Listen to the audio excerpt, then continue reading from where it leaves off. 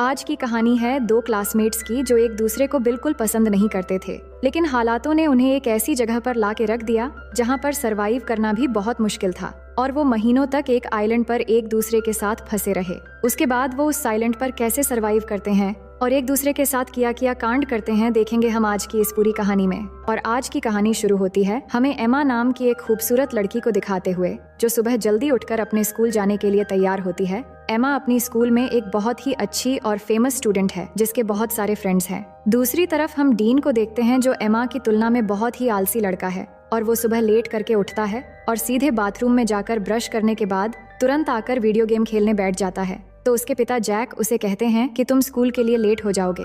वहीं हम एमा और उसकी छोटी बहन स्टेसी को देखते हैं जिनको उनकी माँ बारबरा स्कूल छोड़ने आती है। उसके बाद एमा स्कूल में पहुंचकर अपने बेस्ट फ्रेंड लिजी से मिलती है और जब वो बातें कर रहे थे तभी स्टीफन नाम का एक स्टूडेंट आकर एमा को हाई कहता है और ये देखकर लिजी एमा को चिढ़ाने लगती है। अब उसी दिन क्लास में मिस्टर क्रिश्चियनसेन जो उनके टीचर हैं, वो बताते हैं कि बस अगली सुबह ठीक 7 बजे ट्रिनिडाड आइलैंड के ट्रिप के लिए निकलेगी और वो आगे बता ही रहे होते हैं कि एमा क्लास में लेट पहुंचती है और डीन भी पीछे से आकर एमा से टकरा जाता है और उसे सॉरी शहजादी कहता है। इसके बाद जब मिस्टर क्रिश्चियनसेन ट्रिप के बारे में और जानकारी दे रहे थे तभी लिजी एमा से कहती है कि डीन भी ट्रिप पर जा रहा है अपने पिता के पैसों की वजह से, और फिर वो डीन को देखकर मुंह बनाती है। अब लंच के समय लिजी अपने दोस्तों को एमा और स्टीफन के बीच सुबह जो हुआ वो बताती है और कहती है कि ट्रिप में जाकर हमारे पास 1 हफ्ता होगा अपना जादू चलाकर एमा को स्टीफन के साथ एक्शन कराने के लिए। पर एमा कहती है कि हमें ये सब छोड़कर ट्रिप पर ध्यान देना चाहिए। अब सभी जब बातें कर रहे थे तभी एमा की नजर डीन पर पड़ती है जो चाकू से सेब काट रहा था। अब थोड़ी देर में मिस कोलियर जो एक टीचर है वो डीन के पास आकर उसे स्कूल में चाकू लेकर आने के लिए डांटती है और फिर उसे प्रिंसिपल के ऑफिस में ले जाती है। फिर लिजी अपने दोस्तों से कहती है कि एमा को डीन जैसे लड़कों के साथ नहीं रहना चाहिए जब स्कूल का एक हॉट लड़का एमा को पसंद करता है। अब अगले दिन सुबह एमा तैयार होती है ट्रिप के लिए और अपने माँ बारबरा और पिता फिल को थैंक यू कहती है उसे ट्रिप पर जाने देने के लिए। दूसरी तरफ डीन ट्रिप पर नहीं जाना चाहता तो उसके पिता जैक उसे कहते हैं कि उसके स्कूल के नियम को तोड़ने के बाद भी उन्होंने कितनी मेहनत की उसे ट्रिप पर जगह दिलाने के लिए, जिसके बाद वो जाने के लिए मान जाता है। अब आगे हम देखते हैं कि मिस्टर क्रिश्चियनसेन सबको बस में चढ़ने के लिए कहते हैं। अब बस में चढ़ते वक्त स्टीफन एमा से पूछता है कि कैसी हो एमा, जिससे लिजी एमा को फिर से चिढ़ाती है पर एमा उस पर ध्यान नहीं देती। अब कुछ समय के अंदर वो ट्रिनिडाड आइलैंड पहुंच जाते हैं और बस से उतरते समय मिस कोलियर सबसे कहती है कि सब कुछ देर पूल में एंजॉय कर सकते हैं पर डिनर से पहले सबको आ जाना है और अगले दिन से प्रोग्राम शुरू करेंगे। अब कुछ देर बाद एमा और उसके सभी दोस्त पूल में जाते हैं जहां एमा स्टीफन से मिलती है और सब एक साथ पूल में मस्ती करने लगते हैं, लेकिन डीन बिल्कुल अकेला बैल्कनी से ये सब देख रहा होता है। अब उसी शाम एमा की एक फ्रेंड लिजी और एमा को आकर बताती है कि स्टीफन ने उन्हें पार्टी पे बुलाया है जो यहाँ के एक लोकल बोट में हो रही है, लेकिन एमा ये सुन के मना कर देती है पर उसके दोस्त जिद करके उसे मना लेते हैं। उसके बाद वो पार्टी के लिए बोट पर चले आते हैं और वहां पहुंचने के बाद एमा हेलेन को पार्टी में ढूंढने लगती है पर तभी वो देखती है कि स्टीफन किसी और लड़की को किस कर रहा है और ये देख के एमा वहां से जाने लगती है और वही साइड से ये सब डीन भी देख रहा होता है। तभी वो एमा से कहता है कि तुम्हारा बॉयफ्रेंड तो मजा कर रहा है, तो वो डीन से कहती हैं कि तुम्हें इन सब से कोई मतलब नहीं होना चाहिए। अब अचानक वहाँ पुलिस आ जाती है क्योंकि पुलिस को पता चल गया था कि यहाँ स्टूडेंट पार्टी में ड्रग्स ले रहे हैं और सबको बोट के सामने की तरफ आने को कहते हैं। तभी अचानक पैर फिसलकर एमा पानी में गिर जाती है और उसे गिरते हुए डीन देख लेता है तो वो भी उसे बचाने के लिए पानी में कूद जाता है और फिर उसे बचाकर एक छोटी बोट में ले जाता है। अब उस बोट की रस्सी बड़े बोट से जुड़ी हुई थी तो डीन उस रस्सी को काट देता है और एमा के पूछने पर वो कहता है कि मुझे पुलिस के झंझट में नहीं पड़ना है, पुलिस के जाने के बाद हम बड़े बोट तक पहुंच जाएंगे। लेकिन थोड़ी ही समय के अंदर वो बोट उनसे काफी दूर चला जाता है और तभी वहाँ पर तूफान शुरू होने वाला होता है, लेकिन डीन देखता है कि इसमें तो मोटर ही नहीं है। तभी उनके सामने से अचानक एक बड़ी सी लहर आती है और दोनों कस के बोट को पकड़ लेते हैं। इसके बाद सुबह हो जाती है और दोनों लहरों की वजह से बोट के साथ अरेबियन सागर में पहुंच गए थे। डीन का फोन भीग चुका था तो वो एमा को उसका फोन देने को कहता है पर एमा के फोन में नेटवर्क नहीं आ रहा था। फिर एमा डीन से कहती है कि हमें पार्टी बोट का पीछा करना चाहिए था तो डीन कहता है कि चिंता मत करो, कोई ना कोई हमें लेने आ जाएगा। वो बात ही कर रहे थे तभी अचानक एमा को थोड़ी दूरी पर एक आइलैंड नजर आती है जिसके बाद डीन बोट को उस आइलैंड की तरफ ले जाने लगता है और बहुत मुश्किलों के बाद दोनों उस आइलैंड पर पहुंच जाते हैं। और वहां पहुंच के एमा फिर से फोन के नेटवर्क को देखती है, पर वहां भी कोई नेटवर्क नहीं मिलता। फिर डीन को उस बोट पे एक फ्लेयर गन मिलती है, तो वो उसे ले लेता है और फिर दोनों आगे बढ़ने लगते हैं इस उम्मीद में कि आगे जाने पर उन्हें कोई मदद मिल जाएगा। दूसरी तरफ होटल में पिछले रात की पार्टी की वजह से मिस्टर क्रिश्चियनसेन ट्रिप को कैंसिल कर देते हैं। तभी लिजी मिस कोलियर से कहती हैं कि एमा होटल वापस नहीं आई है और उसे लगा कि शायद एमा कल रात किसी और के साथ थी, इसलिए उसने किसी को नहीं बताया। और वो बताती है कि उसने एमा को आखिरी बार पार्टी बोट पर देखा था। इसके बाद मिस्टर क्रिश्चियनसेन सबकी अटेंडेंस लेते हैं, तो उन्हें पता चलता है कि डीन भी यहाँ मौजूद नहीं है। अब इससे इनको पता चल जाता है कि डीन और एमा दोनों ग्रुप से मिसिंग हैं। उसके बाद पुलिस आकर एमा के दोस्तों से पूछताछ करते हैं, तो मिस कोलियर पुलिस से पूछती है कि क्या उन्हें ढूंढने का कोई तरीका है। तो पुलिस कहते हैं कि ऐसे केस अक्सर होते रहते हैं, शायद वो खुद से ही वापस आ जाए, लेकिन अगर वो समुद्र में कहीं फंस गए हो तो दोनों को ढूंढना थोड़ा मुश्किल हो सकता है। और ये बात जब डीन के पिता को पता लगता है कि उनका बेटा खो गया है, तो ये सुनकर वो तुरंत स्कूल जाते हैं और वहाँ एमा की माँ बारबरा से मिलते हैं। और उसी समय फिल भी वहाँ आ जाता है और यहाँ सब परेशान होकर प्रिंसिपल से दोनों बच्चों के खोने के बारे में पूछने लगते हैं, पर प्रिंसिपल ठीक से कोई जवाब नहीं दे पाते, जिसके बाद वो तीनों वहाँ से चले जाते हैं। वहीं एमा और डीन आगे बढ़ रहे थे और कुछ दूर चलने के बाद उन्हें जंगल के अंदर एक खूबसूरत वाटरफॉल दिखाई देता है। डीन को ये बहुत अच्छा लगता है, तो वो एमा को उसका एक तस्वीर लेने के लिए कहता है, पर एमा उसे मना कर देती है। वो कहती है कि हम यहाँ फंसे हुए हैं और तुम्हें यहाँ अच्छा लग रहा है। मुझे इस ट्रिप में प्रोजेक्ट के लिए अच्छे मार्क चाहिए थे। मुझे आगे प्रिंसटन यूनिवर्सिटी में पढ़ना है। अगर हम जल्द से जल्द यहाँ से नहीं निकल पाए तो सब बर्बाद हो जाएगा। इसके बाद वो आगे बढ़ते हैं और कुछ घंटे बाद वो दोनों इस आइलैंड के बिल्कुल किनारे पे आ जाते हैं, पर अब तक यहाँ उन्हें ना कोई रास्ता मिला था और ना ही कोई मदद। ये देख के वो वापस बोट की तरफ जाने का सोचते हैं। उसके बाद वो दोनों वापस बोट की तरफ जाते हैं और जाकर देखते हैं कि किनारे में उनकी बोट नहीं है। समुद्र की लहर बोट को कहीं ले गया था और अब सिर्फ उन्हें वहाँ एक लाइफ जैकेट मिलता है। फिर आगे हम देखते हैं कि वो पूरा दिन चलते चलते थक चुके थे और सूरज भी डूब जाता है। इसके बाद डीन आग जलाता है और दोनों यहीं पर आज रात रुकने का फैसला करते हैं। डीन देखता है कि एमा को ठंड लग रही है, तो वो एमा को अपनी शर्ट उतार कर दे देता है। फिर दोनों बातें करने लगते हैं कि कल तक शायद हमारे पेरेंट्स हमें ढूंढ कर निकाल लेंगे। अब आगे हम देखते हैं कि सुबह हो जाती है और डीन जाग कर देखता है कि एमा यहाँ नहीं है, तो वो उसे ढूंढते हुए जाकर देखता है कि एमा समुद्र के किनारे पर SOS लिख रही है। तो वो पूछता है कि तुम क्या कर रही हो, तो वो कहती है जान बचाने की कोशिश कर रही हूँ और हमें पीने के लिए पानी ढूंढना होगा। उसके बाद डीन स्विमिंग करने चला जाता है और एमा उसे देखने लगती है। दूसरी तरफ होटल में मिस्टर क्रिश्चियनसेन एमा और डीन के बारे में उनके पेरेंट्स को बताते हैं कि पुलिस उन्हें ढूंढ रहे हैं और पुलिस को एक छोटी बोट मिली है जिस पर शायद वो दोनों थे। फिर जैक कहते हैं कि अगर पुलिस कुछ कर नहीं पा रही है तो हम किसी प्राइवेट रेस्क्यू टीम को काम पर लगा सकते हैं, पर मिस्टर क्रिश्चियनसेन कहते हैं कि पुलिस अपना काम अच्छे से कर रही है और वो जल्द से जल्द बच्चों को ढूंढ निकाल लेंगे। वहीं हम देखते हैं कि एमा पीने के लिए पानी ले रही है, तभी उसे अजीब सा कुछ महसूस होने लगता है। उसे लग रहा होता है कि उसके आसपास कोई है और उसे देख रहा है, तो वो घबरा कर वहाँ से चली आती है। इसके बाद दोनों मिलकर धूप से बचने के लिए पत्तों से एक छोटी सी झोपड़ी तैयार करते हैं और थोड़ी देर बाद एमा समुद्र के किनारे बड़ा करके SOS लिखती है ताकि रेस्क्यू टीम अगर यहाँ से गुजरे तो वो उन्हें मिल जाए। फिर दोनों को जो भी इस आइलैंड पे खाने लायक मिलता है वो ढूंढ के खाने लगते हैं और डीन को केले का एक पेड़ मिलता है, तो वो तोड़ के दोनों पेट भर के खाते हैं। अब इस आइलैंड में गर्मी बहुत होती है और एमा फुल पैंट नहीं पहन सकती और वो पैंटी पहनकर भी नहीं रह सकती, तो वो अपनी फुल पैंट को काट के शॉर्ट कर लेती है। इसके बाद एमा देखती है कि डीन उस झोपड़ी में आकर सो रहा है, तो वो भी उसके पास आकर सो जाती है। तभी अचानक डीन एमा की तरफ मुड़ता है और उस पर हाथ रख देता है, पर एमा को ये अच्छा लगता है और वो कुछ नहीं कहती।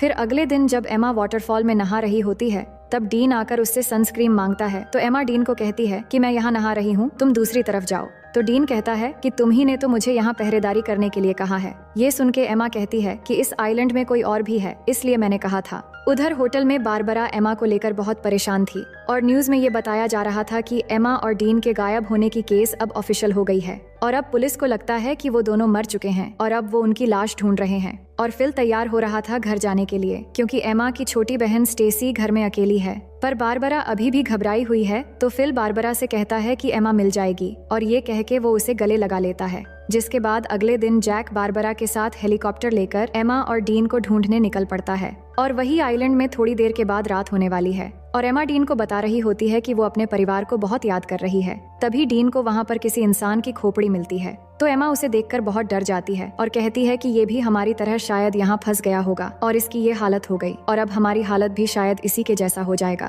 पर डीन उसे कहता है कि ये शायद कोई मछुआरा या फिर कोई स्मगलर होगा जो यहाँ आकर मर गया था, लेकिन हमारे पीछे हमारे पेरेंट्स हैं और हम यहाँ अकेले नहीं हैं। और उसे विश्वास दिलाता है कि अगर हम एक दूसरे के साथ ऐसे ही देते रहेंगे तो हम यहाँ कभी नहीं मरेंगे और एक दिन हम जरूर घर वापस जाएंगे। और ये कहने के बाद वो एमा को किस करने लगता है। एमा पहली बार किसी को किस कर रही थी और उसे अच्छा भी लग रहा था और अब रात भी हो गई थी। फिर क्या होना था, डीन सारी हदें तोड़ देता है और आइलैंड में एक तूफान आता है और इस तूफान को एमा पहली बार एंजॉय करके बहुत खुश थी। फिर सुबह होने के बाद एमा जागकर देखती है कि डीन यहाँ नहीं है, तो वो डीन को पुकारने लगती है पर वो उसे नहीं मिल रहा था। तो एमा बहुत घबरा जाती है और उसे ढूंढने के लिए जंगल में चली जाती है और थोड़ी दूर आगे जाकर वो देखती है कि डीन एक गड्ढा खोद रहा है। तो एमा को समझ नहीं आ रहा था कि डीन ये क्यों कर रहा है। तभी अचानक एमा गिर जाती है और उसे घुटने पर चोट लग जाती है, जिसके बाद डीन तुरंत उसकी चोट को ठीक करने लगता है और उसे कहता है कि तुम्हें कुछ नहीं होगा। फिर वो दोनों वाटरफॉल में नहाने लगते हैं और यहाँ डीन एमा को बताता है कि उसकी माँ एक कार एक्सीडेंट में मर गई थी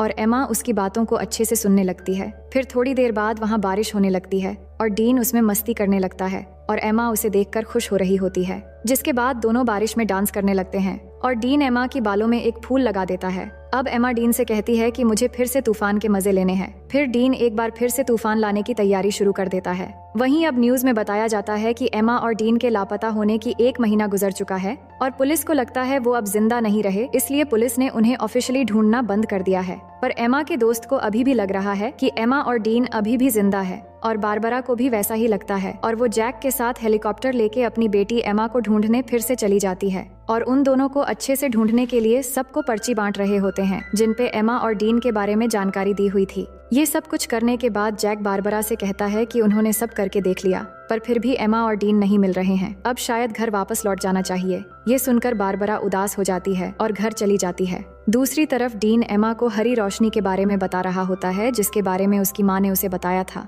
और वो बताता है कि वो रोशनी सूरज के डूबते समय दिखती है, पर डीन ने उस रोशनी को आज तक कभी नहीं देखा है। अब यहाँ उन्हें कुछ और हफ्ते बीत जाते हैं और दोनों आइलैंड के खूबसूरत एनवायरनमेंट के मजे लेने लगते हैं। वो समुद्र में नहाते हैं और बहुत मजे करते हैं और ऐसे ही वो एक दूसरे के बहुत करीब आ जाते हैं और जब भी उनका मन करता है तो वो तूफान और भूकंप के मजे लेते रहते थे। अब ये सब कुछ होने के बाद एमा डीन से पूछती है कि तुमने पहली बार कैसे किया था और वो कौन थी। तो डीन बताता है कि जब मैं स्कूल में था तब मेरा एक दोस्त थी जो मुझसे उम्र में बड़ी थी। अब डीन जानता था कि एमा की ये सब कुछ पहली बार थी, तो वो पूछता है तुम्हें कैसा लगा। तो वो बताती है कि अच्छा था, लेकिन तूफान की वजह से गलत जगहों पर रेत चली गई। इसके बाद एमा कहती है कि मुझे और एक्सपीरियंस करनी है, तो डीन कहता है कि ठीक है। अब आगे हम देखते हैं कि दोनों जंगल में जाते हैं कुछ फल लाने के लिए और डीन थोड़ी आगे जाकर फल तोड़ने लगता है। तभी अचानक उन्हें एक प्लेन की आवाज सुनाई देती है, तो दोनों खुली जगह की तरफ भागने लगते हैं और डीन जल्दी से आकर उस प्लेन को सिग्नल देने के लिए एमा की बैग में फ्लेयर गन ढूंढने लगता है, पर उसे वो नहीं मिलती।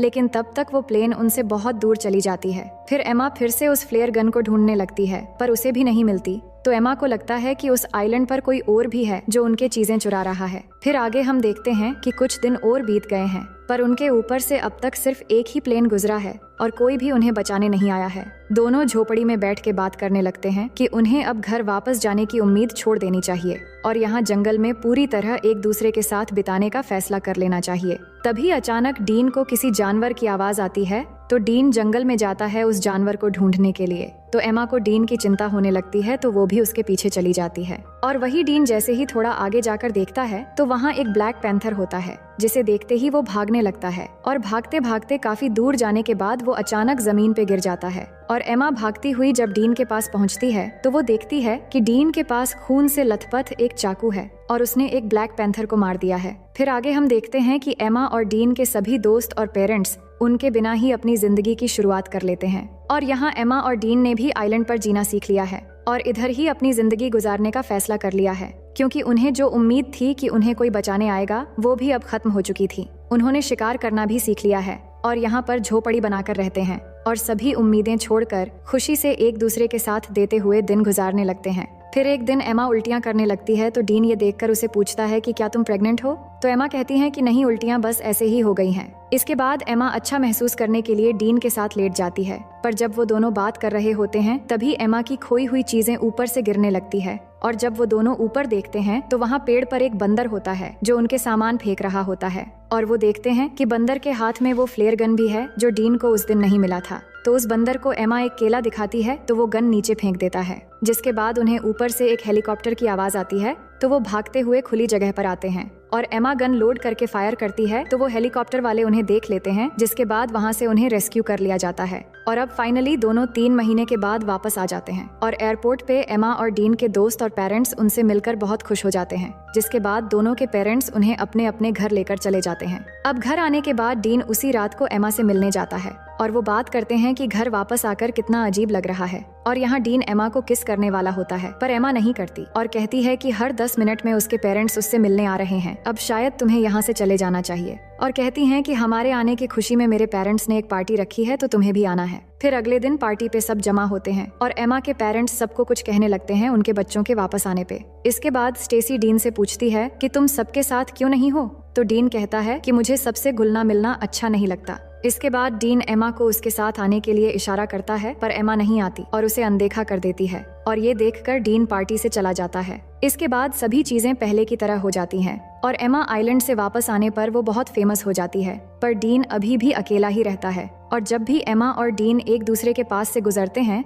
तो वो बस एक दूसरे की तरफ ही देखते हैं। फिर कुछ दिन बाद एमा डीन को कॉल करती है पर डीन कॉल नहीं उठाता। उसके बाद हम देखते हैं कि एमा के रूम में स्टेसी जाती है और उसे कहती है कि तुम्हारे लापता हो जाने के बाद हमने तुम्हें बहुत मिस किया और मॉम डैड भी बहुत परेशान थे। हमने तो सोच लिया था कि शायद हमने तुम्हें बिल्कुल खो दिया है, लेकिन आज हम सब अच्छे से एक साथ हैं और बहुत खुश है। फिर एमा स्टेसी से कहती है कि तुम मेरी बहुत अच्छी बहन हो और फिर वो दोनों एक साथ प्रॉम पार्टी में जाने का डिसाइड करते हैं। दूसरी ओर हम डीन को देखते हैं जो अपनी माँ के कब्र पर जाता है और अपनी माँ को मिस करते हुए बहुत रोता है। अब प्रॉम पार्टी की रात डीन टीवी देख रहा होता है तो उसके पिता उसे पूछते हैं कि क्या पार्टी में तुम मेरे कोट पहनकर जाना चाहोगे। दूसरी तरफ एमा पार्टी में अपनी बहन के साथ पहुंच गई थी, जिसके बाद लिजी उसके पास आती है और एमा को एक सरप्राइज देने के लिए आगे ले जाने लगती है और तभी एमा देखती है कि बाहर बारिश में डीन कोट पहन के खड़ा है और एमा का इंतजार कर रहा है। ये देखकर एमा आइलैंड की वो सब कुछ याद करने लगती है। इसके बाद पार्टी से बाहर आकर एमा डीन के पास जाती है और यहाँ दोनों बहुत खुश होते हैं और किस करने लगते हैं और इसी सीन के साथ ये कहानी यहीं पर खत्म हो जाती है।